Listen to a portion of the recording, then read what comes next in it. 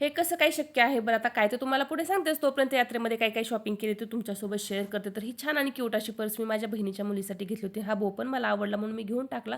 त्यासोबतच असा बेल्ट पण माझ्याकडे नव्हता आणि तिथे छान दिसला म्हणून मी हा घेतला. त्यासोबतच हा ब्रोच आणि ह्या क्लिप्स ज्या की आणखीनच छान आणि अशा क्यूट दिसत होत्या. ही पर्स तर आम्हा सगळ्यांना खूपच आवडली. माझ्याकडे काही एवढं बँगल्सचं कलेक्शन नाहीये. मग तिथे यात्रेमध्ये खूपच छान अशा बँगल्स पण होत्या आणि कलर तर एवढे छान आणि युनिक होते ना आणि कसं आहे ना, असं वेगवेगळ्या गोष्टींचं कलेक्शन करायला मला एवढं आवडतं ना, तर काही बँगल्स वगैरे घेतल्या तर आहेतच. आता हे मला 2 पार्सल पण आले होते.